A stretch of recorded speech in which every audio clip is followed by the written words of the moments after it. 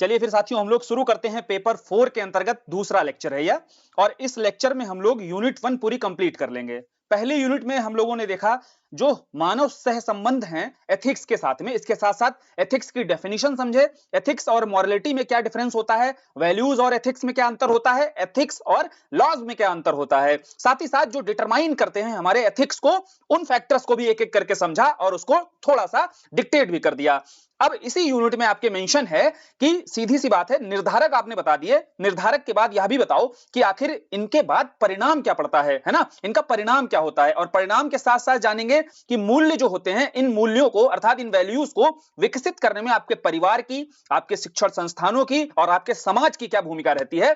यह हमारे सिलेबस में मेंशन है यह यूनिट, और इसको आज हम लोग कंप्लीट कर लेंगे। एक टॉपिक और रहेगा डायमेंशन, एथिक्स के कौन कौन से डायमेंशन अर्थात किन किन क्षेत्रों में हमारी एथिक्स आज के समय दिखाई दे रही है, तो ये पूरा यूनिट हो जाएगा। और इसके साथ जो सुधारक वाला है ना, इसमें मेंशन है, इसको आगे यूनिट 5 के साथ में करेंगे, जहां पर भारत और विश्व के प्रमुख सुधारक और जो विचारक हैं उनकी चर्चा करेंगे। इसके साथ यहां वाली जो यूनिट में दी हुई लाइंस हैं इसको वहां भी मेंशन कर देंगे और वहां कंप्लीट कर लेंगे इसको, ठीक है। एक लंबी यूनिट है, कॉन्सेप्चुअल टॉपिक है यह, और सारे टॉपिक्स को एक एक करके व्यवहारिक उदाहरणों के साथ समझने की कोशिश करेंगे। पहला लेक्चर बहुत सही रिस्पांस रहा आप लोगों का, मजा आया आप लोगों को, और इसमें भी मजा आएगा। कंटिन्यू 7 दिनों में कोशिश रहेगी, 7 से 8 दिनों में अपना एथिक्स पूरा सिलेबस वाइज एक एक पिन पॉइंट पर सिलेबस के सारे पॉइंट्स को कवर कर लिया जाए। शुरू किया जाए बिना देर किए हुए। देखो सबसे पहले क्या दिया हुआ है हमारे सिलेबस में, सीधा लिखा हुआ है कि मानवीय क्रियाकलापों में नीति शास्त्र के परिणाम बताने हैं, अर्थात जितने ह्यूमन एक्शंस होते हैं, जो हम लोग कार्य करते हैं, और हमारे कार्य भी कैसे, पहले दिन का डिस्कशन जरूर देख लेना, क्योंकि इसमें चर्चा हुई है कि एथिक्स में यानी कि उस विज्ञान में हम केवल मानव के ऐच्छिक कर्म, जो वॉलंटरी कार्य होते हैं, अर्थात जिनका ज्ञान होता है उस व्यक्ति को, जिनके बारे में विवेक होता है उसे, है ना, उस वो सारे कर्म ही यहां पर काउंट किए जाते हैं। उनके आधार पर ही माना जाता है, ये देखा जाता है कि वह कार्य उचित है या अनुचित है। क्लियर? तो अब यहां पर हम लोग जो देखने वाले हैं नीति शास्त्र के परिणाम देखेंगे। अब नीति शास्त्र के जो परिणाम है अर्थात रिजल्ट है आपका, वो सामाजिक जीवन व्यतीत करने वाला जो मानव है, जो सामान्य मानव है, उसके ऐच्छिक कर्मों के बाद कैसे आपको दिखाई देगा। क्लियर हुआ? तो यहां किसको देखते हैं, ऐच्छिक कर्मों को देखते हैं। ये हम लोगों ने पहले लेक्चर से समझ लिया। अब वो ऐच्छिक कर्म उचित कर्म होंगे तो परिणाम कैसे रहेंगे, अच्छे परिणाम दिखाई देंगे, और अगर अनुचित कर्म रहेंगे तो कैसे परिणाम, बुरे परिणाम दिखाई देंगे। अब समझने वाली बात यह है कि मेंस में हमारे पास जब टॉपिक आएगा तो एक होलिस्टिक समझ होनी चाहिए। यहां प्रेजेंटेशन सीख लो। जैसे मेंस में जब ये टॉपिक आएगा कि मानवीय क्रियाकलापों पर नीति शास्त्र के परिणामों की विवेचना कीजिए, विश्लेषण कीजिए, कुछ भी आपसे पूछ सकता है, व्याख्या कीजिए, क्योंकि यूनिट उठा करके सीधा आयोग का ये ट्रेंड रहा है, यूनिट से ही शब्द उठाएगा, कॉपी पेस्ट मारेगा, विवेचना कीजिए, विश्लेषण कीजिए, व्याख्या कीजिए, शब्द लिख देगा और लिखते रहो, है ना। अब लिखना तो पड़ेगा ही, तो इसमें सीख लेते हैं प्रेजेंटेशन। यहां पर प्रेजेंटेशन भी सीखना है, क्योंकि ये टॉपिक समझ में आए, साथ ही साथ लिखना भी आ जाए, उस पर भी अप्रोच बन जानी चाहिए ना, तब तो मजा है देखने का। अब इसको जब प्रेजेंट करना है कॉपी पर कैसे दर्शाना पड़ेगा, सबसे पहले तो आपको क्या बताना पड़ेगा, नीति शास्त्र के अंतर्गत चाहो तो डिफाइन कर दो, भूमिका के तौर पर तो डेफिनेशन ही बता सकते हैं कि भाई नीति शास्त्र का क्या मतलब होता है। फिर जब परिणामों पर जाएंगे तो परिणामों पर यहां सीखना है कि एक एक क्षेत्र उठाएंगे, भिन्न भिन्न क्षेत्रों पर पहले बताना है कि अगर भैया अगर ये नीति शास्त्र के तत्व अगर नहीं होंगे ह्यूमन एक्शन में तो आपके कौन कौन से बुरे परिणाम दिखाई दे सकते हैं, और अगर ये सारे एथिकल वैल्यूज अगर ह्यूमन एक्शंस में दिखाई देते हैं जिसके, तो उसके क्या है, अच्छे परिणाम दिखाई देते हैं। अब हमें फील्ड सेट कर लेनी है अलग अलग। जैसे जब यहां पर स्टेपल मेथड हम लोगों ने सीखा था तो सामाजिक क्षेत्र, राजनीतिक क्षेत्र, आर्थिक क्षेत्र और पर्यावरणीय क्षेत्र, देखो जब भी प्रमुख रूप से समझो बात को यहां पर कि यहां पर अच्छे परिणाम जो होंगे वो हम देखेंगे, उससे पहले ये जान लेंगे कि कौन कौन से बुरे परिणाम हैं, और एक एक करके एक एक क्षेत्र को उठाना है। जैसे यहां पहले सामाजिक क्षेत्र में हम लोग बताएंगे कि कौन कौन से भैया अच्छे परिणाम दिखाई देंगे, कौन से बुरे परिणाम दिखाई देंगे, फिर हम लोग आर्थिक क्षेत्र में देखने की कोशिश करेंगे, ऐसे ही फिर राजनीतिक क्षेत्र में, प्रशासनिक क्षेत्र में और धार्मिक क्षेत्र में। अब इतना ही अगर बता करके रुक जाओगे तो सीधी सी बात है, याद रखना जब भी आपको क्षेत्र वाइज अगर डिफाइन करना है, अलग अलग सेक्टर में आपको अगर पॉइंट्स बताने हैं, जनरेट करने होते हैं, तो उसमें एक क्षेत्र को कतई नहीं छोड़ना है, क्योंकि आज के समय हम समावेशी विकास की बात करते हैं, इंक्लूसिव ग्रोथ की बात करते हैं, तो इंक्लूसिव ग्रोथ में छुपा हुआ है पर्यावरणीय क्षेत्र, अर्थात इन्वायरमेंट सेक्टर को बिल्कुल नहीं छोड़ना है। ध्यान रखना इस चीज को, जब भी पॉइंट्स आपको मेंस में स्ट्रक्चर बनाना है तो एक आपका पर्यावरण का क्षेत्र भी जरूर शामिल होना चाहिए कि भैया जो ह्यूमन एक्शन कर रहा है, और अगर वहां पर नीति शास्त्र नहीं है या वो अनुचित कर्मों की प्रैक्टिस कर रहा है, तो अनुचित कर्मों के बाद जो बुरा परिणाम है वो आपके पर्यावरण क्षेत्र में भी दिखाई देगा, और अगर उचित कर्मों की प्रैक्टिस कर रहा है तो अच्छा परिणाम आपका पर्यावरण क्षेत्र में भी दिखाई देगा। ठीक है, एक एक करके देख लें, समझ गए, स्ट्रक्चर पूरा बन गया। स्ट्रक्चर ये होगा कि पहले नीति शास्त्र डिफाइन कर दिया, नीति शास्त्र के बाद अलग अलग क्षेत्रों में यदि अनुचित कर्म करेगा तो वहां पर कौन कौन से बुरे परिणाम, और अगर उचित कर्म करेगा तो कौन कौन से वहां पर बुरे परिणाम। और देखो समझना बहुत आसान है, क्यों? क्योंकि जब सामाजिक क्षेत्र की बात की जाएगी तो हम लोगों ने सामाजिक मूल्यों की बात वहां पर की थी कि समाज में अगर अच्छे कर्म किए जाएंगे, ह्यूमन मतलब मनुष्य के द्वारा मानव आचरण में अगर उचित कर्मों का यहां पर प्रैक्टिस की जाएगी तो क्या होगा, बोले बोले उस समाज में लैंगिक भेद नहीं होगा। लेकिन यहां बात हो रही है, पहले हम देखते हैं बुरे परिणाम, जो यानी कि जो बुरे रिजल्ट, बैड रिजल्ट जो दिखाई देते हैं, उसमें लैंगिक भेद दिखाई देगा उस समाज में, है ना, जाति भेदभाव दिखाई देगा, नस्ली भेदभाव दिखाई देता है, समाज में विषमता फैली हुई दिखाई देगी, है ना, सामाजिक विषमता, आपकी समाज में उत्पीड़न दिखाई देगा। तो ये सारे आपके बैड रिजल्ट दिखाई देंगे। लेकिन भैया उसी सामाजिक क्षेत्र में अगर मानव उचित कर्म करेगा, अच्छा आचरण करेगा तो क्या दिखाई देगा, बोले लैंगिक समानता होगी, वहां उस समाज में अस्पृश्यता नहीं होगी, है ना, अनटचेबिलिटी एकदम नहीं दिखाई देगी, सोशल जस्टिस की जो अवधारणा है वो स्थापित हो सकेगी, सामाजिक बंधुत्व की धारणा बनेगी, है ना, मानवतावादी जो आपका दृष्टिकोण है वो दिखाई देगा, और समाज में सहअस्तित्व और सद्भावना के साथ सभी एक साथ रहेंगे, ठीक है। और सामाजिक कुरीतियां क्या होंगी, धीरे धीरे करके वो समाप्त हो जाएंगी उस समाज में। क्लियर है? तो सामाजिक क्षेत्र में आपको ये मालूम होना चाहिए, जब पॉइंट्स लिखने हैं तो समाज में हमारे जो बुराइयां दिखाई दे रही हैं, जितनी कुरीतियां दिखाई देती हैं, जैसे लैंगिक भेदभाव हो रहा है, जातिगत भेदभाव हो रहा है, नस्ली भेदभाव हो रहा है, ये सब आपके बुरे परिणाम में एक साथ दिखाई दे जाने चाहिए। और जब अच्छे परिणाम बताने हैं, अर्थात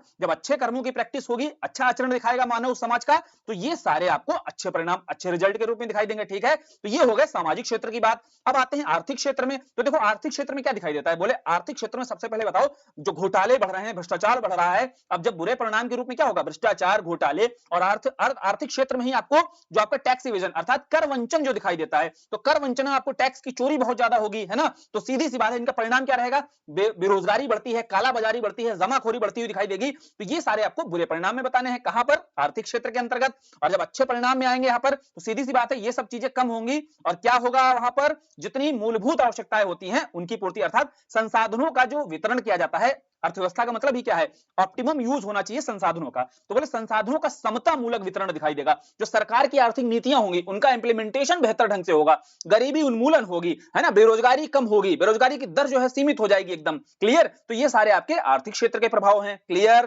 ठीक है। परिणामों में हम एक एक करके समझ रहे हैं, पहले सामाजिक क्षेत्र के देखे, फिर हमने आर्थिक क्षेत्र के, अब आते हैं राजनीतिक क्षेत्र में। देखो राजनीतिक क्षेत्र में अगर ऐसे ही पूछा जाए आपसे क्या क्या बुराइयां दिखाई देती हैं, बोले राजनीति में देखो आज के समय राजनीतिक जितने भी आपके राजनेता हैं और अपराधियों के साथ उनका गठजोड़ बहुत शानदार रहता है, क्योंकि भैया वोट बैंक वहीं से मजबूत होता है, और आज के समय तो अपराधियों का ही राजनीतिकरण शुरू हो गया है। तो ये आपका बुरा परिणाम है। और राजनीति में क्या है, बोले नेपोटिज्म, भाई भतीजावाद बहुत ज्यादा बढ़ रहा है ना, रिजलिज्म, आपका क्षेत्रवाद बहुत बढ़ रहा है, सांप्रदायिकता बढ़ती हुई दिखाई दे रही है। तो ये सब आपके राजनीतिक क्षेत्र में बुरे परिणाम के रूप में होंगे, जब आपका नीति शास्त्र का अभाव दिखाई देगा ह्यूमन एक्शंस में। क्लियर? समझ गए?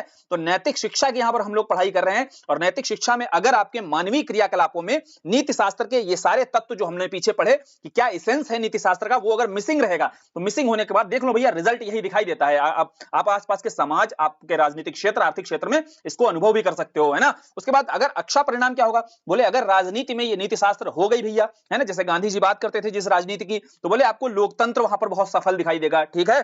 अब इसको अगर देखना है, उदाहरण के तौर पर समझना है, तो स्कैंडिनेवियन कंट्री में समझो, वहां की राजनीतिक क्षेत्र के बारे में समझने की कोशिश करो, तो वहां लोकतंत्र भी है, वहां पर वेलफेयर स्टेट की अवधारणा भी है, चुनाव कैसे होते हैं, बोले निष्पक्ष होते हैं, स्वतंत्र चुनाव होते हैं, समानता, स्वतंत्रता और न्याय की स्थापना दिखाई देगी वहां पर, पंथ निरपेक्षता आपको दिखाई देगी। और अगर भैया यहां पर सीधी सी बात है, राजनीतिक क्षेत्र में अगर नीति शास्त्र का या नैतिक मूल्यों का अभाव रहेगा, तो पंथ निरपेक्षता की तरह जगह पर क्या होता है, यहां पर सांप्रदायिकता दिखाई देती है। क्लियर? समझ में आया? तो ये हो गया राजनीतिक क्षेत्र में परिणाम। उसके बाद प्रशासन क्षेत्र में देखना है, तो प्रशासन में कौन कौन सी समस्याएं नजर आती हैं, काहे समस्याएं नजर आती हैं, क्योंकि एथिकल वैल्यूज नहीं, हम लोग बोलते रहते हैं ना कि भैया ये लोक सेवक जो है बहुत भ्रष्ट है, क्यों? क्योंकि उनमें एथिकल वैल्यूज का अभाव दिखाई देता है। बोले तो बुरे परिणाम के तौर पर क्या क्या है, लाल फीताशाही, रेड टेपिज्म बढ़ा हुआ दिखाई देगा, औपनिवेशिक मानसिकता, कॉलोनियल जो माइंडसेट बना हुआ है अभी भी, है ना, वो नेता और नौकरशाह के बीच में जो गठबंधन बना हुआ है वो आपको दिखाई देता है, भ्रष्टाचार, करप्शन बढ़ा हुआ दिखाई देगा। तो ये सारे आपको क्या है, बैड रिजल्ट के रूप में बताने हैं सारे के सारे। ठीक है। उसके बाद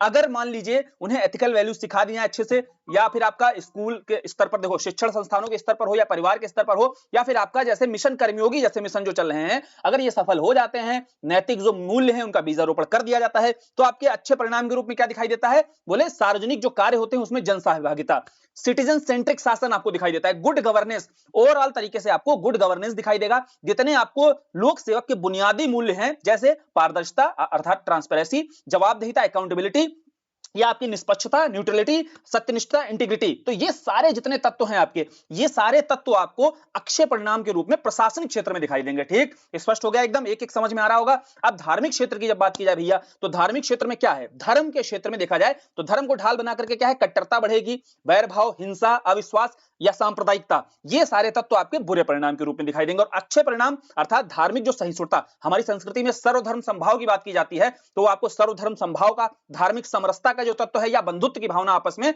सहअस्तित्व, एक साथ रहने का जो भाव है हमारी संस्कृति का, वो सब आपको अक्षय परिणाम के रूप में दिखाई देता है। ठीक है, तो ये 5 प्रमुख क्षेत्र देखे, और 5 प्रमुख क्षेत्रों में हमने यहां स्ट्रक्चर वाइज समझा है, पूरा स्ट्रक्चर बना करके आपको कीवर्ड के बेसिस पर सारे पॉइंट्स बता दिए गए हैं, ताकि आप जब मेंस में इनको लिखो तो वो कीवर्ड्स वाले ही पॉइंट्स, अर्थात आप की टर्म्स को यूज करो। पूरा डिटेल से एक लाइन नहीं लिखनी है, यहां पर लिख दिया कि समाज में मानवीय क्रियाकलापों के पश्चात सांप्रदायिकता का भाव दिखाई देता है, नहीं, केवल आपको की टर्म यही सांप्रदायिकता ही लिख देना है। एक स्ट्रक्चर बनाना है, धार्मिक क्षेत्र, बुरा परिणाम, अच्छा परिणाम, और स्ट्रक्चर वाइज ऐसे ही केवल कीवर्ड्स को ही लिखना होता है, ताकि आप ज्यादा से ज्यादा कंटेंट वहां पर कॉपी पर परोस सको, और मैक्सिमम से मैक्सिमम जो आपका डाइवर्सिटी दिखाई देगी वहां पर आपके जो आंसर में। ठीक है, मल्टीपल पॉइंट्स होंगे, ढेर सारे एस्पेक्ट पर आप लिख पाओगे वहां पर। ठीक है, इसलिए पैराग्राफ वगैरह पर लिखने से ज्यादा बेहतर होता है, ऐसे प्रेजेंटेशन के साथ अगर आप लिखोगे तो आपका उत्तर भी शानदार रहेगा और आपको मार्क्स भी बेहतर मिलेंगे। ठीक है, अब लास्ट कौन सा रह गया, पहले ही बोला था कि अगर इंक्लूसिवनेस अगर दिखानी है अपने आंसर में, तो उसमें आपको पर्यावरण के क्षेत्र को बिल्कुल मिस नहीं करना है, क्योंकि आज के समय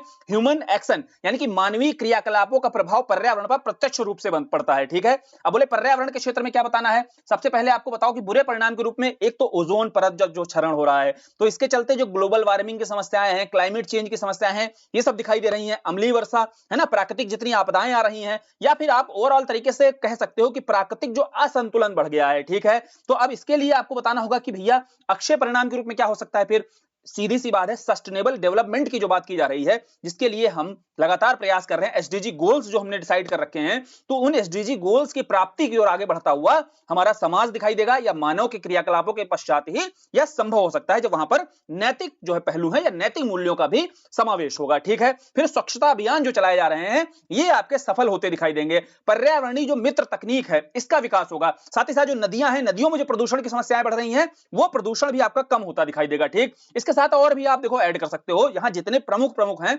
मेजर पॉइंट्स हैं, वो शामिल कर दिए गए हैं। इसके साथ और भैया प्रदूषण वगैरह की जो समस्याएं हैं वो यहां पर ऐड कर लो अपनी तरफ से। ठीक है, बेसिकली यहां पर एक सीख लिया हमने कि अब ये जो टॉपिक रह गया था कि मानवीय क्रियाकलापों पर नीति शास्त्र का क्या परिणाम पड़ने वाला है। ठीक है, तो इसके माध्यम से अब देखें हम कि परिणाम क्या हो सकता है, और अलग अलग क्षेत्र में हम लोगों ने परिणाम अच्छे और बुरे करके दोनों समझ लिए। ठीक, अब अगला चलते हैं, अगला टॉपिक क्या है, नेक्स्ट देखते हैं। तो अगला हमारे सिलेबस में दिया हुआ है नीति शास्त्र के आयाम। ठीक है, मींस डायमेंशन ऑफ एथिक्स। तो डायमेंशन ऑफ एथिक्स को समझने के लिए आ जाओ थोड़ा सा समझते हैं इसको, थोड़ा सा पृष्ठभूमि थोड़ा सा बना लेते हैं ना, ताकि भूमिका के तौर पर अगर सीधा प्रश्न आ जाएगा कि नीति शास्त्र के आयाम पर अगर आपसे कोई प्रश्न सीधा बना दिया गया और उस पर लिखने के लिए आएगा, तो पहले थोड़ी सी भूमिका बनानी होगी, फिर उसके बाद में इसको एज ए सब्जेक्ट या किन किन क्षेत्रों में हमें ये नीति शास्त्र का प्रभाव दिखाई देता है उसको डिस्कस करना होगा।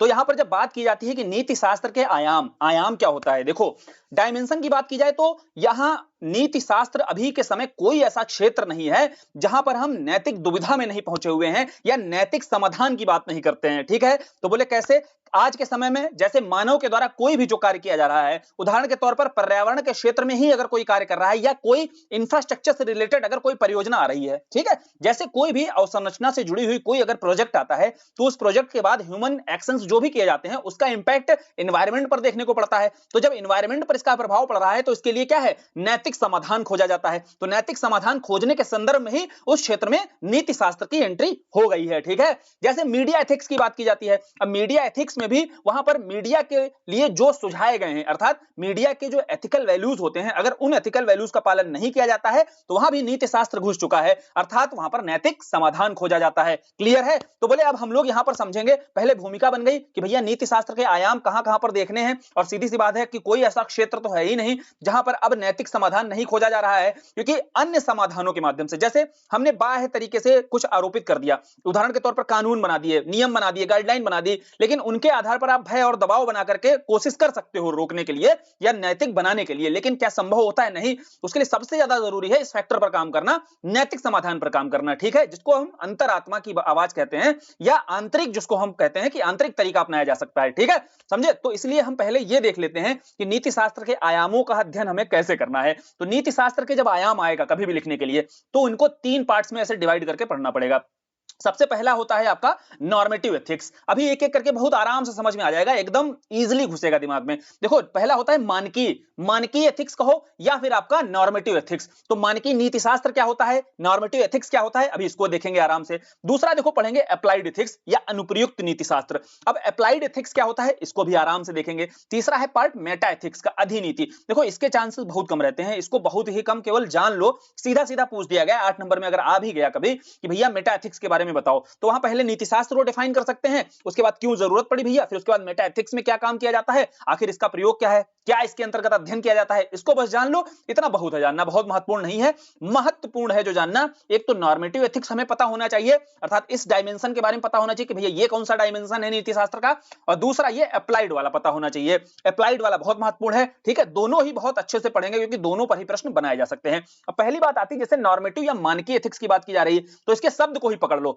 मानकीय मतलब मानक होंगे, तो यहां पर सीधी सी बात है, नॉर्मेटिव मतलब कोई नॉर्म्स होंगे, है कि नहीं? देखो नॉर्मेटिव मतलब शब्द में ही छुपा हुआ है नॉर्म, तो कुछ ऐसे नॉर्म्स होंगे यहां पर, और मानक होंगे कुछ ऐसे, तो इसी के आधार पर इसका नाम पड़ा होगा मानकीय एथिक्स या नॉर्मेटिव एथिक्स। अब बात करते हैं कैसे मानक होंगे, कौन से मानक होंगे। देखो हमने पहले ही दिन पढ़ा हुआ था, नीति शास्त्र की जब परिभाषा पढ़ रहे थे, वहां पर जाने थे कि हमारे अगर किसी भी समाज में, वहां पर कुछ ऐसे नियम होते हैं, कुछ ऐसे आधार होते हैं, सिद्धांत होते हैं, जिनके बेस पर यह तय किया जाता है कि मानव जो क्रियाकलाप कर रहा है, मानव जो भी एक्शन कर रहा है, और उसके जो ऐच्छिक कर्म है, उन ऐच्छिक कर्मों को उचित और अनुचित कहा जाएगा। कुछ तो ऐसे मानदंड होंगे ना, कुछ तो ऐसे पैरामीटर होंगे, आखिर किन ग्राउंड्स पर कहा जाएगा। तो वही जो मानक होते हैं, वही जो आधार होते हैं, वही जो सिद्धांत होते हैं, उन्हीं का अध्ययन नीति शास्त्र की किस शाखा के अंतर्गत किया जाता है या जिसके अंतर्गत किया जाता है, उसे कहा जाता है मानकीय एथिक्स या नॉर्मेटिव एथिक्स, ठीक है। तो नॉर्मेटिव एथिक्स में क्या होता है कि आपको यहां पर मानक या नियम या आधारों के आधार पर कुछ स्थापना करनी, जिनके आधार पर कर्म अनुचित है या उचित है, इसका निर्धारण किया जाएगा, ठीक है।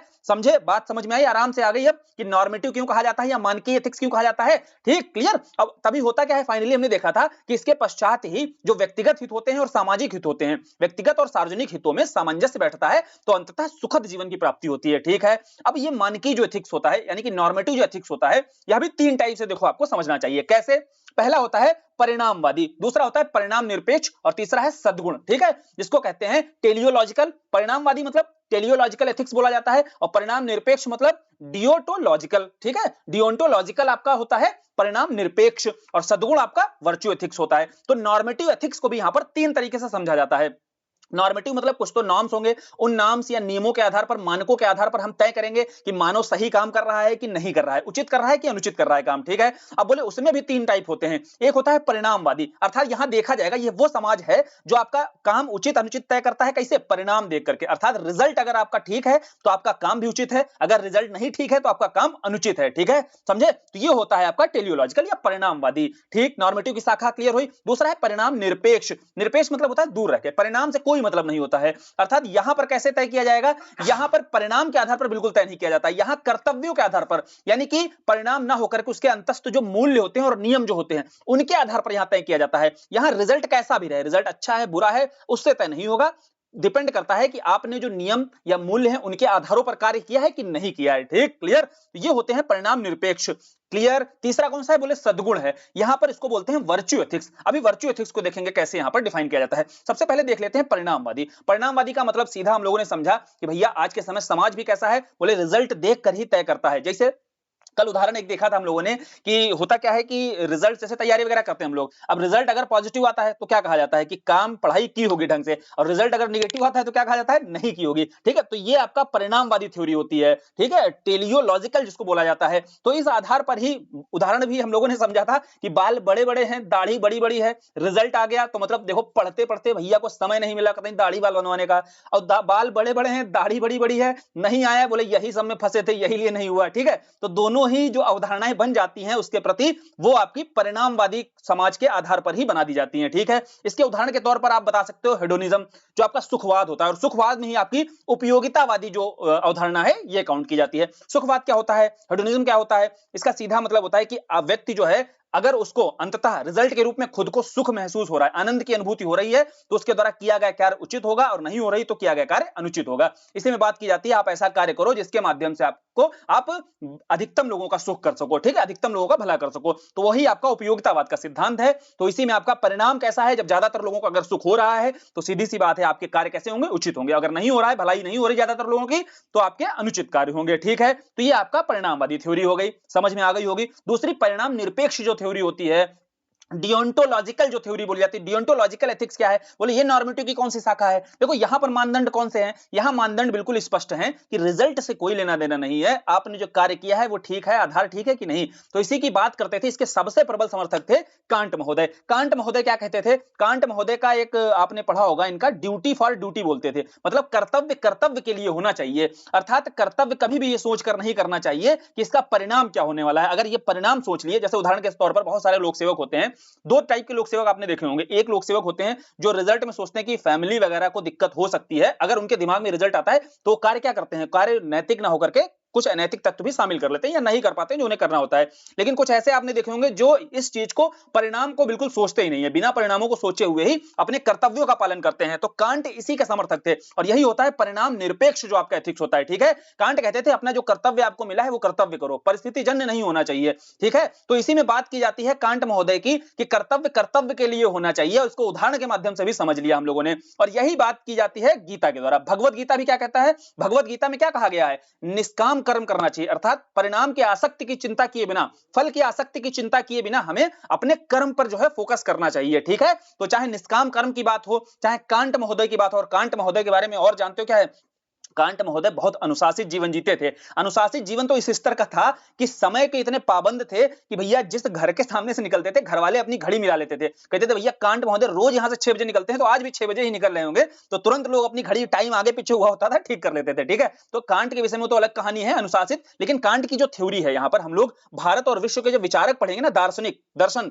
जब देखेंगे, तो उसमें कांट का भी दर्शन पढ़ेंगे, उसमें ड्यूटी फॉर ड्यूटी जो दर्शन दिया है ना, वो बिल्कुल परिणाम निरपेक्ष थ्योरी पर एकदम सटीक बैठता है। बहुत प्रबल समर्थक थे, क्योंकि उनको रिजल्ट से मतलब नहीं था, अगर सच बोलना है तो सच बोलो, उसमें परिस्थितियां कुछ भी रही हो। ठीक है, तो इसको पालन करते थे वो। ठीक, तीसरा कौन सा एथिक्स, तीसरा नॉर्मेटिव का हम लोग पढ़ रहे हैं वर्च्यू एथिक्स। ये वर्च्यू एथिक्स क्या होता है, देखो वर्च्यू एथिक्स में यहां बात की जाती है कि यहां पर जो भी निर्णय लिया जाएगा वो व्यक्ति आप देख लो, अर्थात उस व्यक्ति को देखो, अगर वो सद्गुणी व्यक्ति है। सद्गुण क्या होता है, ये पीछे पढ़ा हम लोगों ने कि अच्छे कर्मों का लगातार अभ्यास करेगा, आदत हो जाएगी, और फिर उसमें जो अच्छे चरित्र का विकास होगा, और वही व्यक्ति सद्गुणी व्यक्ति कहलाता है। तो वही अगर व्यक्ति सद्गुणी है तो कुछ भी कार्य करेगा, जो भी कर्म करेगा वो उचित ही होगा। तो मुख्य रूप से यहां फोकस किया जाता है, जो दार्शनिक होते हैं कर्ता के चरित्र पर फोकस करते हैं। जैसे एक अक्सर देखा होगा पार्टी वगैरह का चुनाव देते हुए लोगों की, कुछ लोग क्या करते हैं, कुछ लोग कहते हैं भैया हमें कैंडिडेट से मतलब होता है ना, कैंडिडेट अगर ठीक है तो हम उसको वोट देंगे, हमें पार्टी से मतलब नहीं। अर्थात वो तय कर लेते हैं कि कर्ता के चरित्र के आधार पर ही हम वोट देंगे, हम किसी पार्टी को लेकर के बायस नहीं है। ठीक है, तो इसको उदाहरण के तौर पर समझ गए। और इसी फिलॉसफी को, इसी दर्शन को, या फिर इस शाखा को ही मानते थे अरस्तु जैसे विचारक, सुकरात और प्लेटो जैसे विचारक इसके प्रबल समर्थक रहे। इन सभी के बारे में कांट हो, अरस्तु हो, सुकरात हो, ये आगे हम लोग यूनिट 5 में इनके बारे में डिटेल से पढ़ेंगे। ठीक है, अभी हम लोगों ने नॉर्मेटिव जो एथिक्स है इसकी 3 शाखाएं देखी, 3 प्रमुख, एक आपका जो आपका टेलियोलॉजिकल है, दूसरा आपका डियोंटोलॉजिकल है, तीसरा वर्च्यू एथिक्स है। ठीक है, तो 3 प्रमुख हमने शाखा यहां पर देख ली, 3 आधार देख लिए, जिसके आधार पर नॉर्मेटिव एथिक्स को डिफाइन किया जाता है। अब नॉर्मेटिव एथिक्स तो क्लियर हो गया होगा क्या है, बोले कुछ मानक होंगे जिसके आधार पर मानव के अच्छे और बुरे कर्मों को तय किया जाता है। अब अच्छे और बुरे कर्मों को भी 3 आधार यहां बना दिए गए, एक तो भैया रिजल्ट के आधार पर तय करता है, एक रिजल्ट को ध्यान नहीं रखता है बिल्कुल, है ना, बिना रिजल्ट के, एक है तीसरा मानव के ही चरित्र के आधार पर तय करता है कि उसका चरित्र कैसा है। ठीक, तो 3 यहां पर शाखाओं में बांट करके अलग अलग, अगर प्रमुख रूप से प्रश्न सीधा नॉर्मेटिव एथिक्स पर ही पूछ दिया गया, जैसे यूपीपीसीएस में अपने ट्रेंड रहा है कि सीधा उठा करके यहीं से पूछ देता है क्वेश्चन। ठीक है, तो अगला यहां पर जो है अप्लाइड एथिक्स। अब थोड़ा सा आ जाओ, इसको समझने की कोशिश करते हैं। तीसरी कौन सी, बोले मेटा एथिक्स क्या है, अप्लाइड एथिक्स क्या है, 2 और रह गई है ना। तो अप्लाइड एथिक्स क्या होता है, व्यवहारिक तरीके से जब व्यक्ति को वर्तमान समय में जितनी भी समस्याएं, जैसे अभी के समय की जितनी समस्याएं हैं, उन व्यवहारिक समस्याओं का नैतिक समाधान जिसमें खोजा जाता है, वही आपका अप्लाइड एथिक्स कहलाता है। अब इसको अगर उदाहरण के तौर पर समझना है, एनवायरमेंट सेक्टर ही पकड़ते हैं। जैसे एनवायरमेंट सेक्टर में अभी के समय एक बहुत बड़ी चुनौती है कि वृक्ष अपरोपण जो हो रहा है, अर्थात डिफॉरेस्टेशन की जो समस्याएं हो रही हैं, क्योंकि डेवलपमेंट भी बहुत जरूरी है भाई। अब ऐसा तो नहीं है कि लोगों के लिए आवास की सुविधाएं करनी है तो लोगों को आवास भी उपलब्ध कराना है, अब उसमें पर्यावरण का क्षरण भी होता है, लेकिन इसके साथ साथ बहुत बड़ी नैतिक दुविधा है कि अगर या तो लोगों को बेघर कर दिया जाए, है ना, या तो लोगों को बेघर रखा जाए और दूसरी तरफ एनवायरमेंट को भी क्षति नहीं पहुंचा सकते हैं, तो ये एक नैतिक दुविधा है। अब इस नैतिक दुविधा का नैतिक समाधान कैसे है, तो हम लोग यहीं पर बहुत सारी पहल करते हैं। बहुत सारी पहल में जैसे मिशन आपका लाइफ चलाया जा रहा है, लाइफ स्टाइल फॉर इन्वायरमेंट, अर्थात इन्वायरमेंट के संदर्भ में भी थोड़ा संवेदनशील होकर के आपको कोई भी डेवलपमेंट का कार्य, कोई भी ग्रोथ का कार्य करना चाहिए। ठीक समझ में आ गया? तो बहुत अप्लाइड तरीके से यहाँ सिखाने का प्रयास होता है, नैतिक समाधान खोजने का प्रयास होता है, ताकि जो भी व्यक्ति आपका जो विकास से जुड़े हुए हैं, आर्थिक वृद्धि से जुड़े हुए हैं, उनके भीतर ये नैतिक चेतना का विकास किया जाए और उस नैतिक चेतना के माध्यम से वो मध्यम मार्ग निकालते हुए इसका नैतिक समाधान खोज सकें। और ये सारा प्रयास जो आपका जिस शाखा के अंतर्गत किया जाता है उसे बोला जाता है अप्लाइड एथिक्स। स्पष्ट हो गया होगा, एक उदाहरण के माध्यम से समझ में आ गया होगा। और इसमें बहुत सारे ज्वलंत मुद्दे हो सकते हैं, जैसे पर्यावरणीय संकट जिसको हम लोगों ने समझ लिया, लैंगिक भेद हो सकता है, कई ज्वलंत मुद्दे कौन से, जैसे शरणार्थी का मुद्दा है, भ्रूण हत्या का। अब भ्रूण हत्या की बात की जाए तो भ्रूण हत्या बहुत एक वर्ग है जो कहता है बिल्कुल नहीं होना चाहिए, लेकिन एक वर्ग कहता है कि चलो ठीक है, कोई बात नहीं, बड़ी बात नहीं है ना। लेकिन हम लोगों को क्या करना है, मध्यम मार्ग निकालना है, नैतिक चेतना विकसित कैसे करनी है। मान लीजिए कुछ विशिष्ट परिस्थितियों में अगर भ्रूण हत्या करनी पड़ जाए, अब जहां पर जैसे भ्रूण है, ठीक है, उससे अगर माँ के जीवन पर ही संकट हो तो वहां पर भ्रूण हत्या को अनैतिक नहीं ठहराना चाहिए। ठीक है, तो ऐसे ही मिडिल पाथ कुछ विशिष्ट परिस्थितियों में हम क्या कर सकते हैं, भ्रूण हत्या को भी जायज ठहरा सकते हैं। जैसे मृत्युदंड के मामले में क्या है, रेयरेस्ट ऑफ द रेयरेस्ट मामले में भारत में मृत्युदंड का प्रावधान है, लेकिन कुछ ऐसे स्कैंडिनेवियन कंट्रीज हैं जहां पर मृत्युदंड बिल्कुल नहीं दिया जाता है। ठीक है, लेकिन हम लोग क्या मिडिल पाथ अपनाते हैं कि मृत्युदंड इतनी आसानी से नहीं होनी चाहिए इसकी जो मृत्युदंड का जो प्रावधान है, लेकिन रेयरेस्ट ऑफ द रेयर मामले में हम लोग इसकी करते हैं ना, इसको समर्थन करते हैं। ठीक है, फिर सरोगेसी का मामला ऐसे ही आ जाता है। तो ये सारे जितने ज्वलंत मुद्दे हैं, अब ये ज्वलंत मुद्दे कहां पर, ये सोशल इश्यूज में भी काम आने वाले हैं। सोशल इश्यूज में इनके बारे में पढ़ते हैं कि भैया इसमें पक्ष में और विपक्ष में क्या क्या तर्क दिए जाते हैं, तो उन्हीं तर्कों के माध्यम से हमें जब कंक्लूड करना है तो मिडिल पाथ अपनाते हुए, अर्थात बैलेंस्ड अप्रोच रखते हुए हमें कंक्लूड करना होता है, उसका व्यवहारिक समाधान खोजना होता है। जैसे एक दो मुद्दे लेकर के हम लोगों ने समझने की कोशिश की, जैसे चाहे मृत्युदंड का हो, चाहे शरणार्थी का हो, चाहे भ्रूण हत्या का हो, इन सभी मामलों पर हम लोग क्या करेंगे, मिडिल पाथ अपनाना है, व्यवहारिक समाधान खोजना है। ठीक है, उसी में आपका उसी शाखा कौन सी है आपकी, अप्लाइड एथिक्स हो गई। इसी अप्लाइड एथिक्स के अंतर्गत ही आप इन्हीं व्यवहारिक समस्याओं का नैतिक समाधान खोजने का प्रयास करते हैं। ठीक है, तीसरी कौन सी है, तीसरी है मेटा एथिक्स। अब ये डायमेंशन मेटा एथिक्स कौन सा है, मेटा एथिक्स ज्यादा नहीं पढ़ना है, केवल नीति शास्त्र की ही या बिल्कुल एकदम नवीन शाखा ऐसे समझो। इसमें जो आदर्श होते हैं, जो मानक बनाए जाते हैं, इनका कोई देखो इनका निर्धारण वगैरह करना नहीं होता है इसका उद्देश्य। क्या फिर उद्देश्य होता है इसका, इसमें जितने नैतिक निर्णय हैं आपके या जो शब्द होते हैं, जैसे शुभ का मतलब क्या है भैया, उचित का मतलब क्या है, अनुचित का मतलब क्या है, अब ये सारे हम लोग बात करते हैं, टर्म्स का यूज करते हैं, इन सारे शब्दों का प्रयोग करते हैं जब नीति शास्त्र पढ़ते हैं, नैतिक शिक्षा पढ़ाई जाती है। तो यहाँ पर मेटा एथिक्स के अंतर्गत आपको बताया जाएगा कि शुभ क्या होता है ना, अनुचित क्या होता है, उचित क्या होता है। तो इन शब्दों की व्याख्या, इन शब्दों को या इन निर्णयों को जो स्पष्ट किया जाता है, जिस शाखा के अंतर्गत किया जाता है या जिनमें आलोचनात्मक विश्लेषण किया जाता है बेसिकली, तो वही आपकी मेटा एथिक्स कहलाती है। ठीक है, तो प्रमुख रूप से कौन सी दो शाखाएं हमें समझ में आनी चाहिए, एक नॉर्मेटिव, तो नॉर्मेटिव क्लियर हो गया होगा कि मानकीय अर्थात कुछ मानकों के आधार पर, और मानक भी तीन, एक तो भाई रिजल्ट बेस पर, एक रिजल्ट को बिल्कुल ध्यान नहीं रखना, एक वर्चुअल एथिक्स अर्थात चरित्र के बेस पर, और फिर आपका अप्लाइड है, मतलब जो आपकी व्यवहारिक समस्याएं अभी वर्तमान समय में मानवीय क्रियाकलापों से, ह्यूमन एक्शंस के चलते बहुत सारी व्यवहारिक समस्याएं पैदा हो रही हैं, इनका नैतिक समाधान खोजना चाहिए, यानी कि नैतिक चेतना का विकास करके मनुष्य के भीतर हमें समाधान खोजने का प्रयास करना चाहिए। उसको उदाहरण के स्वरूप हम लोगों ने समझ लिया है। ठीक है, तो ये तीन प्रमुख डायमेंशन है। अब देखो हमारे सिलेबस में ही सीधा मेंशन है क्या, डायमेंशन ऑफ एथिक्स। अब ये डायमेंशन ऑफ एथिक्स पर अगर क्वेश्चन बनाया जाएगा तो अब गलत नहीं होना चाहिए, आराम से लिख लोगे ना। अब अगला चलते हैं, अगला कौन सा है, नेक्स्ट है हमारे सिलेबस में ही यूनिट में पॉइंट दिया हुआ है, मूल्यों को विकसित करने में परिवार, समाज और शैक्षणिक संस्थानों की भूमिका। देखो भाई, पहले तो हम लोग एथिक्स और मूल्यों में अंतर तो कर ही चुके हैं, यहाँ थोड़ा सा इस टॉपिक को जब भी डील करना होगा तो परिवार की भूमिका हो, समाज की हो, तो शैक्षणिक संस्थानों की हो, पहले अप्रोच समझ लो कैसे इस टॉपिक को सॉल्व करने का, पढ़ने का कैसे होना चाहिए, उसी बेसिस पर हमें एग्जाम में भी उसको टैकल करना है। कैसे, सबसे पहले तो मूल्यों के बारे में हमें डिफाइन कर देना है। जब बोलेगा कि मूल्य विकसित करने में, वैल्यूज को विकसित करने में, और विकसित में भी यहाँ पर बीजारोपण करने की बात की जाती है, ठीक है, डेवलप की नहीं, इनकलकेट की बात की जाती है, अर्थात यहाँ पर बीजारोपण करना है, रोपित कर देना है उस व्यक्ति के अंतर्गत, ठीक, व्यक्ति के अंदर उन मूल्यों को कैसे रोपित किया जाए, उसमें कैसे परिवार भूमिका निभा सकते हैं, कैसे समाज और कैसे शैक्षणिक संस्थान भूमिका अपनी निभाते हैं, इनको समझना है। अब इसको समझने से पहले जब इस टॉपिक को मान लीजिए परिवार की भूमिका अलग अलग करके तीनों समझेंगे कि मूल्य विकसित करने में कैसे परिवार अपनी भूमिका निभाते हैं, फिर समाज कैसे अपनी भूमिका निभाता है और शैक्षणिक संस्थान भूमिका कैसे निभाता है, तो एक कैसे स्ट्रक्चर होगा। जब हम परिवार की भूमिका समझेंगे तो सबसे पहले आपको पता होना चाहिए भाई मूल्य क्या होता है, पहले तो एग्जामिनर को यही बताओगे ना कि मूल्य क्या होते हैं, तो मूल्य डिफाइन कर देंगे, उसके बाद में मूल्य क्या मूल्य विकसित करने हैं तो इसके लिए पहले बता दो, थोड़ा सा इन ब्रीफ बता दो कि भैया मूल्य संकट की भी तो स्थिति है, मूल्यों का ह्रास हो रहा होगा ना, तभी तो मूल्यों को विकसित करने के संदर्भ में यहाँ बात की जा रही है। तो फिर हम बताएंगे कि मूल्यों का संकट हो रहा है ना, बोले पारिवारिक कौन से मूल्य हैं जिनका संकट हो रहा है, फिर हम तीसरे नंबर पर बताएंगे कि पारिवारिक मूल्य कौन से होते हैं या परिवार में कौन कौन से मूल्यों का विकास किया जाता है, और फिर उसके बाद कैसे किया जाता है, ठीक है, समझे, तो ये पूरा एक स्ट्रक्चर रहने वाला है। पहले क्या बताना है, पहले मूल्य बता देना है, फिर भैया मूल्य संकट की स्थिति है, फिर बताना है कि ये मूल्यों का संकट या मूल्यों का पतन हो क्यों रहा है, फिर मूल्यों का पतन हो रहा है, इनको विकसित करने में परिवार कैसे अपनी भागीदारी निभा सकता है, बिल्कुल सेम स्ट्रक्चर यहाँ रखना है। समाज में यहाँ पर मूल्य डिफाइन करो, फिर भैया मूल्य बताने हैं कि पतन कैसे हो रहा है, फिर पतन का कारण बता देना है समाज में, फिर समाज कैसे यहाँ पर मूल्य विकसित करने में अपना योगदान दे सकता है। सेम ऐसा ही स्ट्रक्चर आपको बनाना है शैक्षणिक संस्थान में, ठीक है। तो मेंस में किसी भी टॉपिक पर इस पर अगर प्रश्न बनेगा तो हर टॉपिक पर इसी अप्रोच के साथ में हमें अपने आंसर को टैकल करना होगा। अब बात करते हैं सबसे पहले मूल्य क्या होते हैं।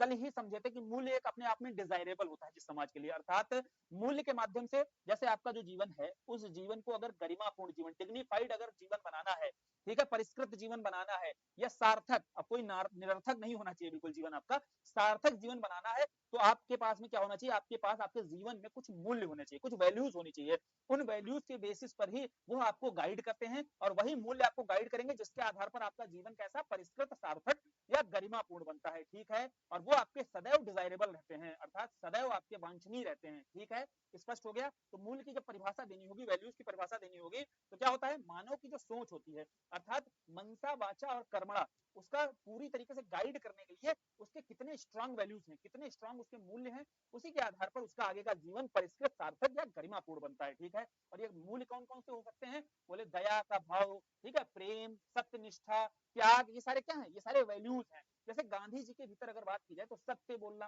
है ना, एक स्ट्रांग वैल्यू था जिसके आधार पर उनका जीवन कैसा था, डिग्निफाइड एक लाइफ थी, ठीक है। तो इसके आधार पर आप बताना है कि उन वैल्यूज को कैसे फॉलो, कैसे अपने जीवन में उतारा जाता है, उसी के आधार पर उस व्यक्ति का जीवन आगे दिखाई देता है हमें, ठीक है। तो मूल्य को परिभाषित करना होगा तो आराम से आप कर लोगे ना कि मूल्य की पहले एक परिभाषा दे दी, फिर बताने कि मूल्य कितने प्रकार के होते हैं यह भी समझ लो। दो तरीके के मूल्य आपके हो सकते हैं, डिफाइन किए जाते हैं, वैल्यूज भी दो टाइप के होते हैं, एक होते हैं सापेक्ष अर्थात रिलेटिव वैल्यूज, एक होते हैं आपके एब्सोल्यूट वैल्यूज, निरपेक्ष मूल्य जो होते हैं।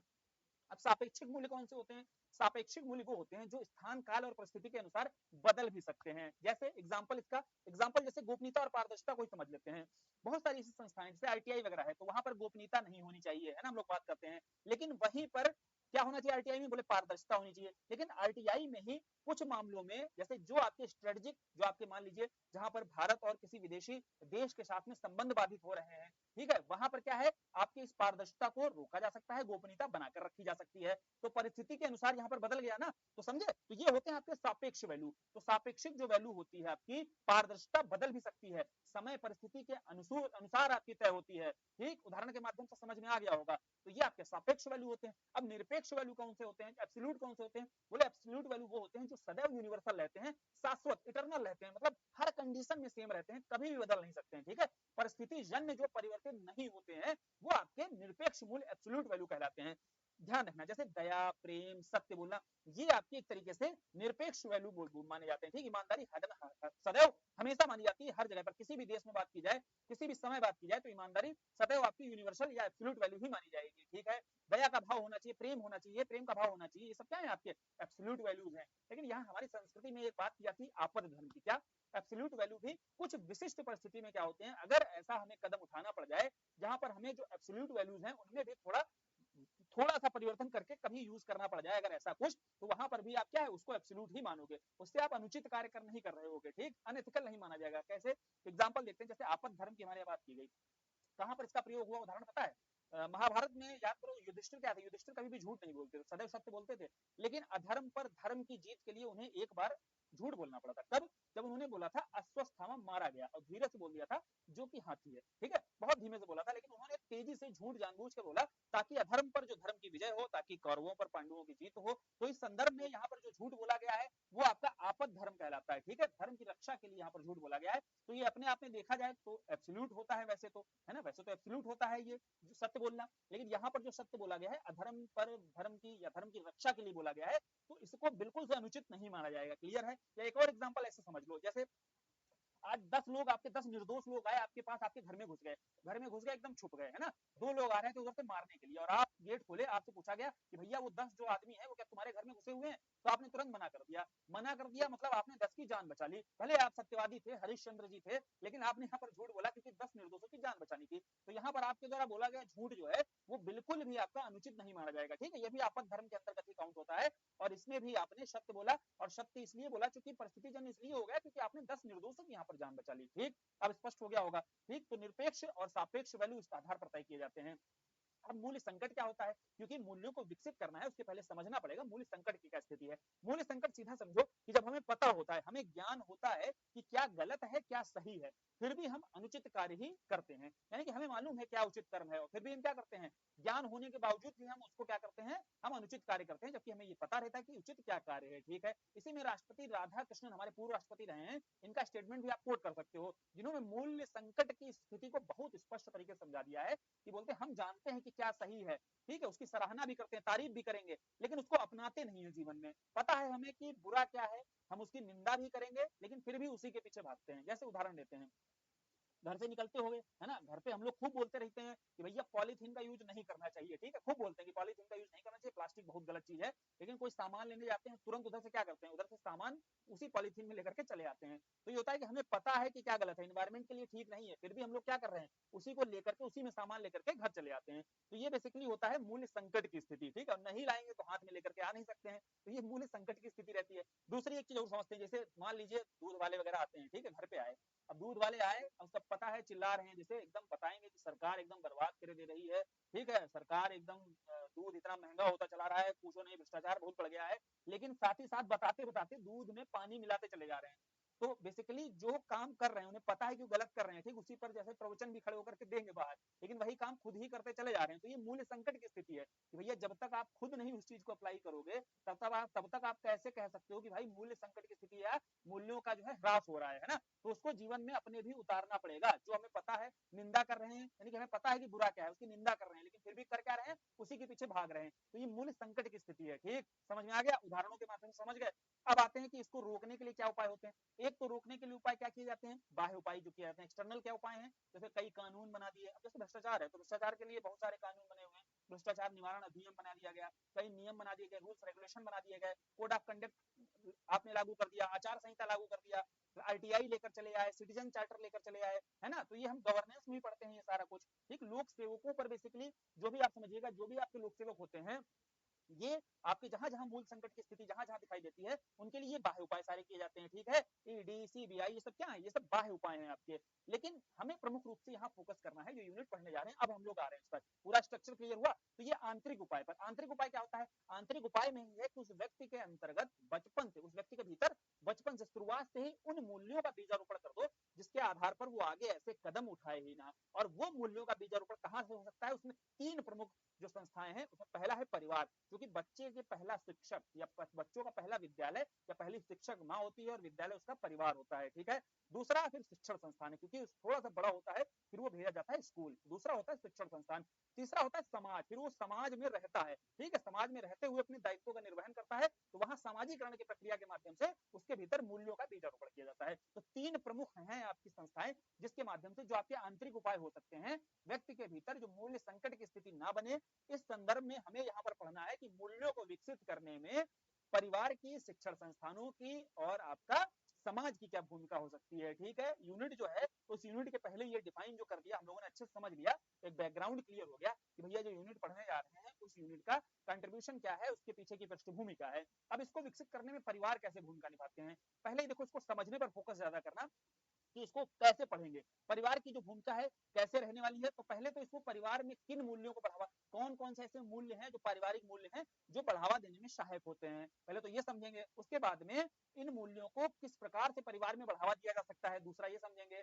तीसरा हम जाने, हाँ, फिर उसके बाद में जो हाँ, इसी स्ट्रक्चर पर आओ समझते हैं थोड़ा सा, ठीक। पूरा पीछे हमने समझ लिया कि मूल्य संकट की स्थिति, आगे फिर परिवार का रोल देखने वाले हैं। अब परिवार कौन कौन से जो है मूल्य बढ़ाने वाले हैं, हम क्या सिखाते हैं परिवार में बच्चों को कि बड़ों का, बुजुर्गों का सम्मान करो, ठीक, परस्पर प्रेम की भावना होनी चाहिए, स्वच्छता, कर्तव्य बोध, मिलजुल कर एक साथ रहना चाहिए, सहनशीलता की भावना होनी चाहिए, उदारता की भावना होनी चाहिए, नारियों का सम्मान करना चाहिए। ये सारे क्या है, ये सारे पारिवारिक मूल्य हैं जो बच्चों को परिवार के स्तर से ही सिखाए जा सकते हैं, ठीक है। तो इन सारे मूल्यों पर ही परिवार कैसे अपना कंट्रीब्यूशन देते हैं, यहाँ पर हमें इस पर फोकस करना है, ठीक है। अगर प्रश्न बनाया जाएगा तो इस पार्ट पर बनाया जाएगा, परिवार जो है कैसे इन मूल्यों को बढ़ावा दे सकते हैं। सबसे पहली बात आपको याद रखनी है, सबसे बढ़िया तरीका होता है कि आप अपने बच्चों को कोई आदेश या उपदेश मत दो, सीधे उसको इंप्लीमेंट करके दिखाओ, ठीक है। जैसे अपनी दिनचर्या में, स्वाभाविक प्रक्रिया में उसको आप इंप्लीमेंट करोगे तो बच्चे उतनी तेजी से सीखते हैं।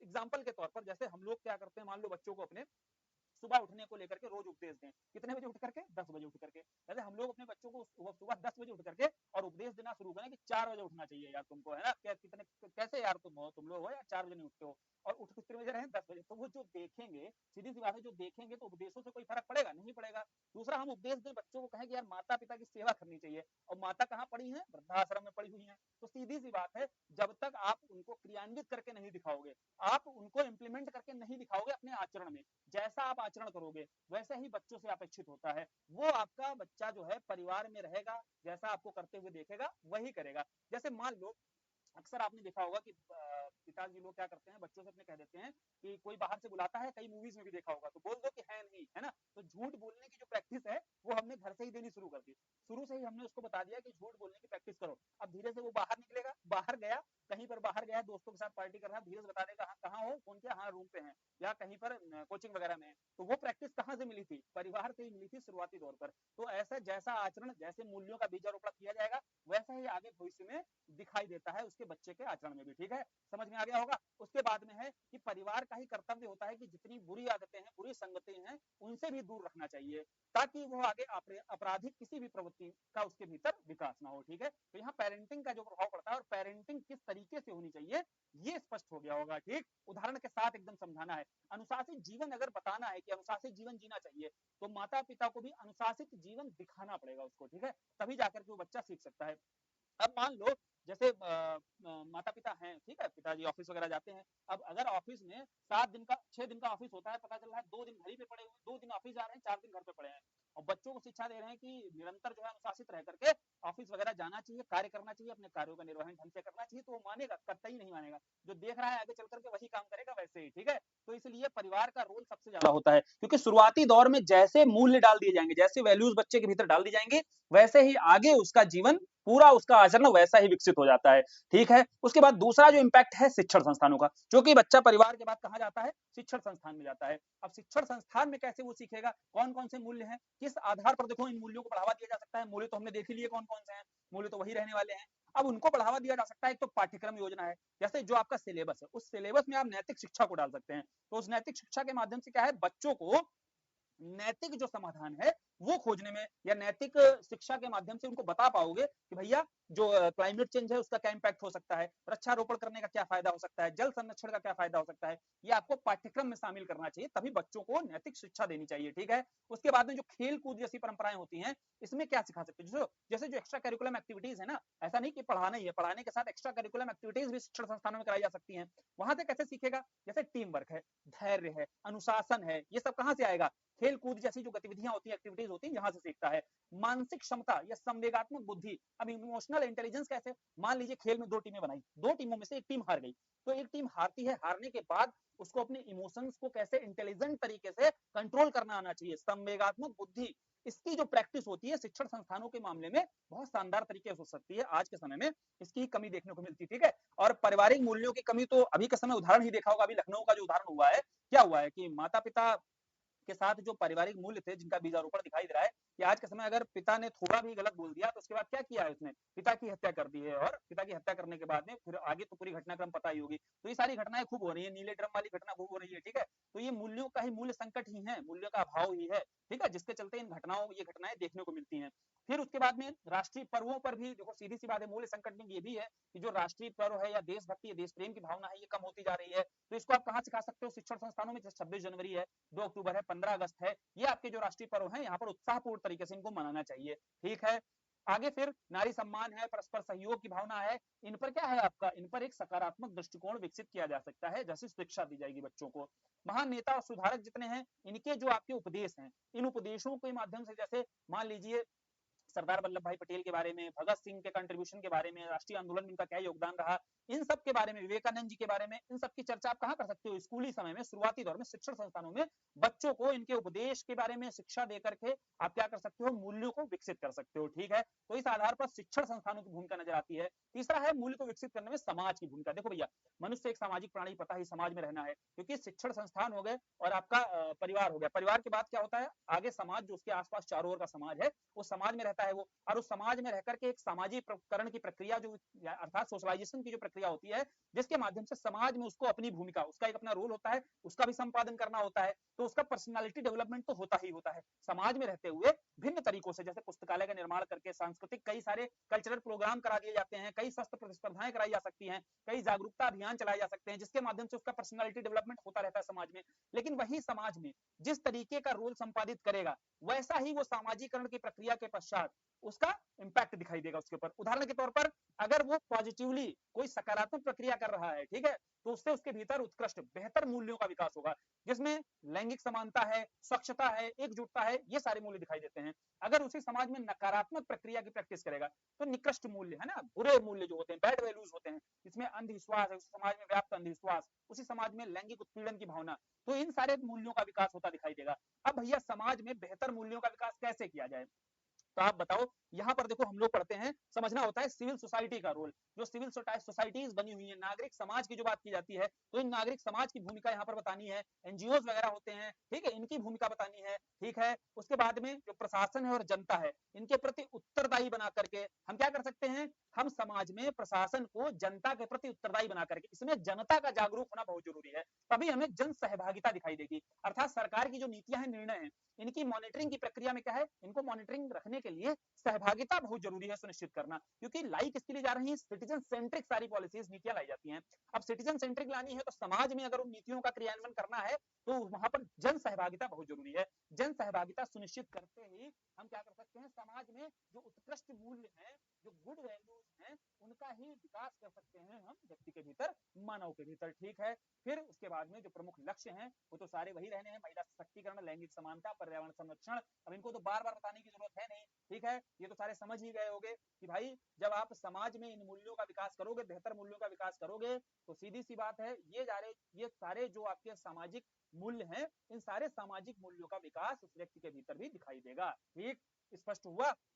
अब आगे बढ़े, आगे बढ़ते हैं, अब लास्ट टॉपिक देखते हैं आज की यूनिट का, निजी और सार्वजनिक संबंधों में नीति शास्त्र। देखो भाई, निजी और सार्वजनिक संबंधों में नीति शास्त्र का समझना है, बहुत आसानी समझ में आएगा। कैसे, निजी संबंध क्या होता है, एक एग्जांपल के थ्रू समझो, जैसे एक घर है, मान लो एक घर में ये दो व्यक्ति हैं, ठीक है, पति पत्नी है, तो पति और पत्नी के बीच में जो संबंध है कैसे, निजी संबंध है, या मान लीजिए इसका पुत्र भी है, तो पिता और पुत्र के बीच संबंध कैसा है, बोले ये निजी संबंध होता है। और यही मान लीजिए पति महोदय जो है ये डॉक्टर भी हैं, तो बाहर आपके हॉस्पिटल में जब बैठते हैं तो हॉस्पिटल में भैया ये डॉक्टर महोदय का मरीज के साथ संबंध कैसा होता है, बोले वो सार्वजनिक संबंध होता है, ठीक है, क्लियर हो गया। निजी संबंध और सार्वजनिक संबंध उदाहरण के माध्यम समझ गए। या फिर मान लीजिए ये वकील है, तो वकील का और जनता के बीच कैसा संबंध होता है, बोले वो भी सार्वजनिक संबंध होता है, ठीक है।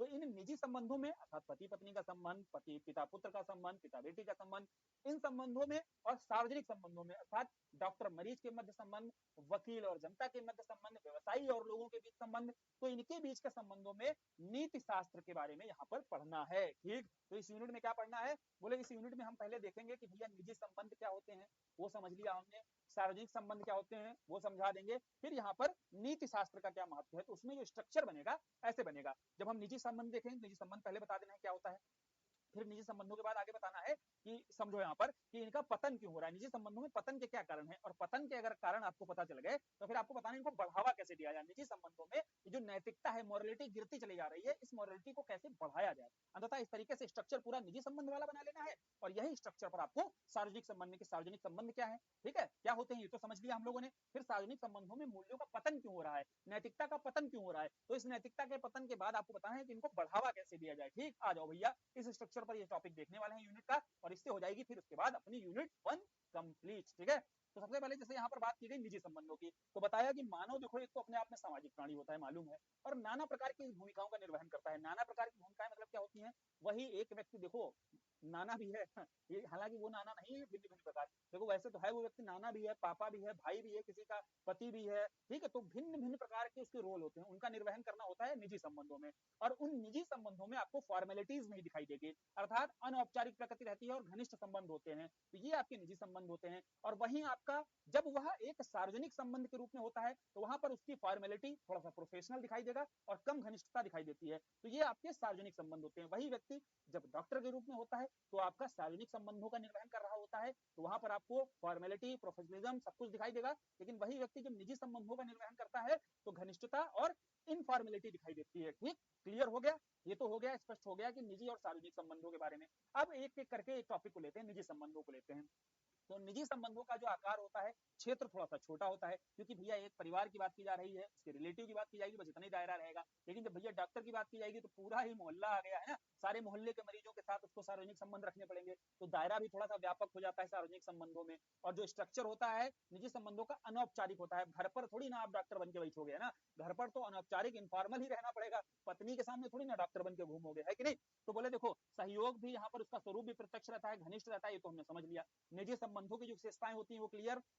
अब कौन कौन से होते हैं नैतिक मूल्य निजी संबंधों में, सत्य का, विश्वास का, प्रेम, एकता, सहयोग, संवेगात्मक लगाव, वफादारी, ये सब क्या है, ये सब निजी संबंधों में सीधी सी बात है, ये नैतिक मूल्य दिखाई देने चाहिए। और ये नैतिक मूल्य का आज के समय दिखाई दे रहे हैं, इनका पतन हो रहा है। और पतन अगर बताना है कि सही में पतन हो रहा है तो उदाहरण के तौर पर बताओ, जैसे एक निजी संबंध हमने देखा पिता और पुत्र का, देखा अभी पिता और पुत्र की एक घटना देखी होगी, लखनऊ में घटना हुई है, जहां पर पिता ने शायद पढ़ने को लेकर के या कुछ मना किया, अपने पुत्र से मना कर दिया, है ना, विचार अलग रखे, और उन विचारों के अलग रहते ही पुत्र ने क्या किया, पिता की हत्या कर दी, हत्या करके फिर काट के हाथ वाथ काट करके क्या कर दिया, कहीं पर रख दिया। तो सोचो पिता और पुत्र के बीच में इस तरीके के संबंध, इस तरीके के नैतिक मूल्यों का पतन होता चला जा रहा है। तो अब इसको क्या कर सकते हो, इसको उदाहरण के तौर पर आप समझा सकते हो यहाँ पर निजी संबंधों में कैसे नैतिक मूल्यों का ह्रास हो रहा है। ठीक है, स्पष्ट हो गया एकदम। तो नैतिक मूल्यों का कैसे ह्रास हो रहा है इसको बिल्कुल लेटेस्ट एकदम उदाहरण के साथ में हम लोगों ने समझ लिया। इस एग्जाम्पल के समझने के साथ में आगे बताओ कि पतन का कारण क्या है, भैया क्यों हो रहा है पतन, ये भी तो समझाना जरूरी है कि काहे भैया पतन हो रहा है। सबसे बड़ा कारण तो प्रमुख रूप से यही है कि जो पारिवारिक मूल्य होते हैं उन पारिवारिक मूल्यों का ही पतन होता दिखाई दे रहा है। जैसे जो पहले के समय का भाईचारा है, स्नेह है, वो धीरे धीरे कम हो रहा है। जैसे पहले देखा होगा कि भारत में ज्वाइंट फैमिली का कल्चर हुआ करता था, आज के समय न्यूक्लियर फैमिली होती चली जा रही है। उन न्यूक्लियर फैमिलीज के चलते भी आपका ये जो निजी संबंध होते हैं, आपसी संबंध होते हैं, इनमें भी नैतिकता गिरती चली जा रही है। ठीक है, आज के समय संबंध कैसे हो गए हैं, आज के समय संबंध जो है लाभ और हानि देखकर हो गए हैं, अर्थात अगर प्रॉफिट है तो आपसे रिलेशन है, संबंध है, प्रॉफिट नहीं है तो संबंध नहीं है। और ये घर पर बिल्कुल आप देख सकते हो, आसपास आपको दिख जाता होगा कि देखो पेंशन वगैरह अगर आ रही है पिताजी की तो पिताजी हैं घर पे रहेंगे, और नहीं आ रही तो कहाँ रहेंगे, वृद्धाश्रम में रहेंगे। इसका बहुत बढ़िया एग्जांपल एक मूवी देखे होगे बागवान, तो बागवान में क्या होता है, जैसे ही पहले तो क्या करते हैं, बहिष्कार कर देते हैं, ठीक है, और जैसे पता चलता है कि पिताजी के पास पैसा आ गया तो सब अपने अपने घर में रखने के लिए व्याकुल हो जाते हैं। तो वहां समझो कि संबंध जो है आज के समय ऐसे ही हो गए हैं, लाभ और हानि के आधार पर तय हो रहे हैं। ठीक है, तो इस आधार पर नैतिकता का जो पतन हो रहा है कारण समझते चलना। तीसरा है अर्थ और काम, अर्थ और काम पर पूरा जीवन इसी पर डिपेंड हो गया है, क्योंकि हमारे यहाँ चार पुरुषार्थों की बात की गई है, धर्म, अर्थ, काम और मोक्ष। तो धर्म वाला जो है, नैतिकता वाला जो है आपका पुरुषार्थ, इसको किनारे रख दिया गया एकदम, लोगों का फोकस ही अर्थ और काम पर, पूरा जीवन इसी पर टिक गया है। तो सीधी सी बात है नैतिक वैल्यूज तो खत्म ही होती चली जाएंगी। फिर है आपका स्वार्थवादी सुखवादी प्रवृत्ति को बढ़ावा देना, अर्थात केवल व्यक्ति आज फोकस कर रहा है अपने कल्याण पर, स्वार्थ मतलब स्वयं के कल्याण पर, सुखवादी प्रवृत्ति इसके साथ ही आगे बढ़ता हुआ दिखाई दे रहा है। एग्जाम्पल इसको समझना है तो किसी भी लोक सेवक का उदाहरण लेकर देखो, जैसे अभी आपका जो गौड़ा साहब जो हैं, इन्होंने एथिक्स की बढ़िया किताब लिखी, एथिक्स पर बढ़िया से एकदम प्रवचन दिए इन्होंने, लेकिन जब कार्य करने की बात आई तो कार्य करने की शैली में क्या हुआ, स्वार्थ, अपना स्वार्थ सिद्ध करते हुए पाए गए। ठीक है, उसमें क्या है, स्वार्थवादी जो सुखवादी प्रवृत्ति है, लेकिन अपने कल्याण के लिए जो कार्य करते हैं आगे, तो उसी में ही होता क्या है। एक और एग्जांपल ऐसे समझो कि आज के समय जो प्रवृत्ति हो गई है, जैसे पता रहता है कि पेड़ काटना बहुत गलत है, ठीक है, लेकिन पेड़ से क्या होगा, काटने से अगर मान लीजिए घर के सामने लगा है, और घर के सामने पेड़ काटने से पता है कि लाभ, जेब में पैसा आएगा, तो धीरे से सब कुछ किनारे रख के परार्थ को या सार्वजनिक हित को किनारे रख करके क्या किया जाता है, धीरे से पेड़ वेड़ काटो, एकदम काट करके धीरे से जेब में जिसको मौका मिलता है, जिस भाई को मौका मिला उसी भाई ने काट करके धीरे से जेब में कर लिए पैसे। ठीक है, तो यही देखो आपका कल्चर जो डेवलप हो रहा है, इसके चलते जो स्वार्थवादी सुखवादी प्रवृत्ति बढ़ती जा रही है, जिसके कारण ही नैतिक मूल्यों का, नैतिकता का निजी संबंधों में पतन होता दिखाई दे रहा है। ठीक है, फिर उसके बाद में बात करते हैं, अब है निजी संबंधों में, अब ये पतन जो हो रहा है इसको कैसे बढ़ाया जाए।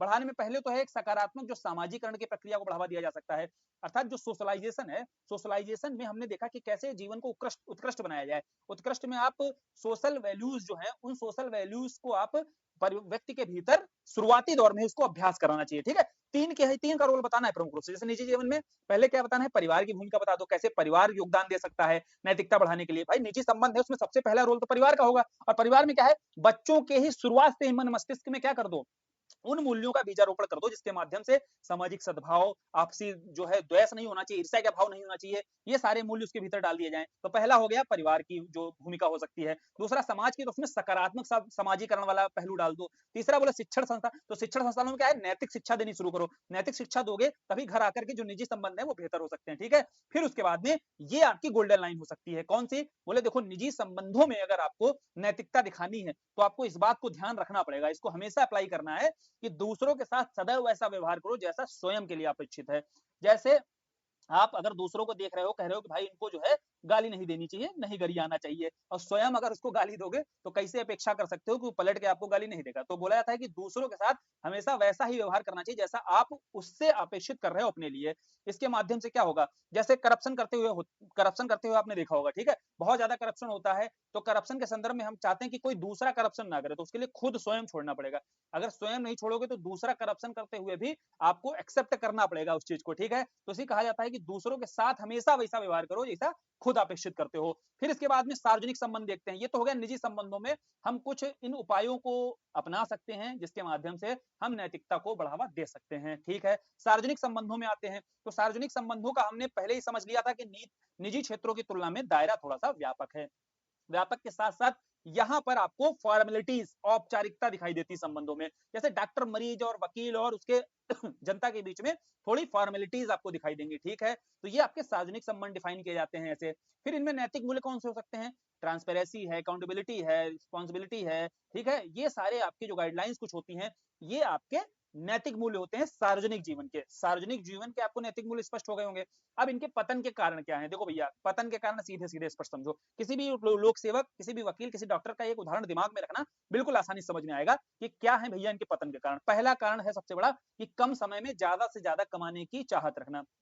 ठीक है, तो जैसे जितनी जल्दी से जल्दी, जैसे हम लोग देखते हैं लोगों को पैसा कमाते हुए, अब पैसा कमाने में हमारी इच्छा होने लगती है तुरंत। समाज में जैसे जिनको तेजी से ग्रोथ करते हुए, तेजी से पैसा कमाते हुए देखते हैं, तो उसमें व्यक्ति की भी इच्छा होने लगती है कि वह भी जितनी तेजी से कमा सकता है, कमाने की कोशिश करता है। उसमें जो सार्वजनिक संबंध होते हैं, जैसे डॉक्टर साहब हैं, अब डॉक्टर साहब अगर आसपास बगल वाले डॉक्टर साहब को देखे कि बहुत यार पैसा कमा रहे हैं, तो भी क्या करेंगे, बोले 500 रखो, 500 किनारे रखो, जल्दी दिखा जाओ एकदम, है ना, स्पीड में दिखाओ। तो ये साइड बिजनेस चालू हो जाता है। तो उसमें कम समय में ज्यादा कमाने की चाहत में ही ये आपका ये नैतिक जो मूल्य है इसका पतन होता दिखाई दे रहा है सार्वजनिक मूल्यों में। ठीक है, सार्वजनिक जीवन में।